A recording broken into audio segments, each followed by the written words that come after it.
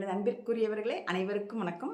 எல்லோரும் எப்படி இருக்கிறீங்க? நீங்கள் எல்லாருமே நீண்ட ஆயுள் ஆரோக்கியம் ஐஸ்வர்யமாக இருக்கணும்னு நான் முருகக்கடவுள்கிட்ட உங்களுக்காக வேண்டிக்கிறேங்க. இந்த வீடியோவில் நான் உங்களுக்கு என்ன ஷேர் பண்ணிக்க போகிறேன் அப்படின்னு பார்த்தீங்கன்னா, நம்மளுடைய பக்தர்களால் போற்றப்படும் மருதமலை 7ஆம் படை வீடான மருதமலையில் என்றைக்கு தைப்பூச திருவிழா ஆரம்பிக்கிறாங்க, என்றைக்கு நிறைவு செய்கிறாங்க அப்படிங்கிறத பற்றி தான் நான் உங்களோட ஷேர் பண்ணிக்க போகிறேன். இந்த வீடியோவை முதல் முறையாக பார்த்துட்டு இருக்கிறவங்களா இருந்தால் சப்ஸ்கிரைப் பண்ணிவிட்டு பாருங்கள். தைப்பூச திருவிழா பிப்ரவரி 4ஆம் தேதி ஆரம்பிக்கிறாங்க. அந்த 4ஆம் தேதி சாயந்தரம் 5 மணிக்கு விநாயகர் பூஜை வாஸ்து பூஜையோடு ஆரம்பிக்கிறாங்க. அடுத்த நாள் பார்த்தீங்கன்னா 5ஆம் தேதி காலையில் 8 மணிக்கு கொடி ஏற்றுவாங்க இல்லையா, அதில் சேவர் கொடி ஏற்றுறாங்க. சேவர் கொடி ஏற்றி அடுத்தடுத்து என்னென்ன பூஜைகள் இருக்கோ அதெல்லாமே நடக்குது. அப்புறமா சாயந்தரமாக பார்த்தீங்கன்னா வேள்வி பூஜை நடத்துகிறாங்க.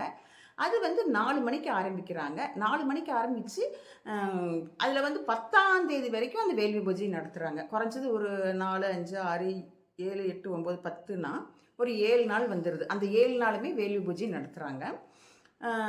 தினந்தோறும் முருகர் ஒவ்வொரு வாகனம், அவருக்குரிய வாகனத்தில் ஒவ்வொரு வாகனத்தில் வீதி உலா வர்றாருங்க. இதில் 10ஆம் தேதி என்னன்னு பார்த்தீங்கன்னா, மதியம் 12 மணிக்கு முருகருக்கும் வள்ளி தெய்வானைக்கும் திருக்கல்யாணம் நடத்துகிறாங்க. திருக்கல்யாணம் முடிஞ்சு சாயந்தரமாக பார்த்தீங்கன்னா அவங்க தங்க மயிலில் திருவீதி உலா வர்றாங்க. இது ஒரு மிகவும் சிறப்பான விஷயம். யாரெல்லாம் பார்க்க முடியுமோ அதெல்லாம் தங்க மயில் பார்க்குறதுல எவ்வளோ பெரிய விஷயம். அதை போய் பார்க்க முடிஞ்சவங்க கண்டிப்பாக பாருங்கள். நானுமே முயற்சி பண்ணுறேன், பார்ப்போம் எப்படின்னு தெரியல. முருகர் அருள் நமக்கு எப்படி கிடைக்குதுன்னு தெரியல. அடுத்த நாள் பார்த்தீங்கன்னா 11ஆம் தேதி காலையில் அதிகாலையில் 1 மணிக்கு நடை திறக்கிறாங்க.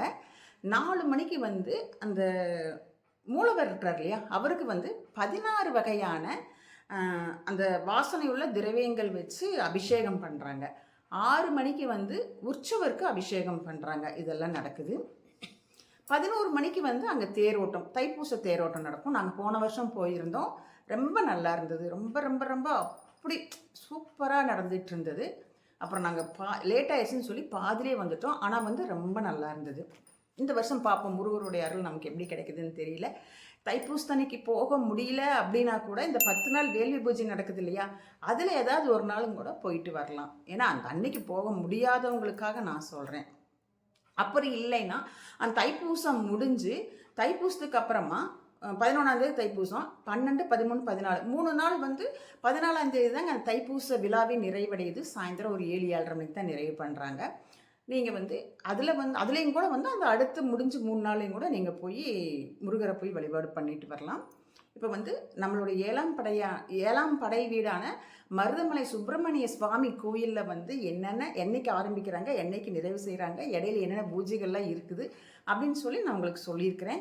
யாருனால எல்லாம் முடியுதோ போய் முருகரை போய் பார்த்து அவரை வழிபாடு பண்ணி அவருடைய அருளை நீங்கள் எல்லோரும் பெறணும் அப்படின்னு சொல்லி நான் சொல்லிக்கிறேங்க. இந்த வீடியோ பிடிச்சிருந்ததுன்னா எனக்கு ஒரு லைக் பண்ணுங்கள், ஷேர் பண்ணி பாருங்கள். அப்படியே கௌரிஸ்கோம் சேனலை சப்ஸ்கிரைப் பண்ணிக்கோங்க. நன்றி, வணக்கம்.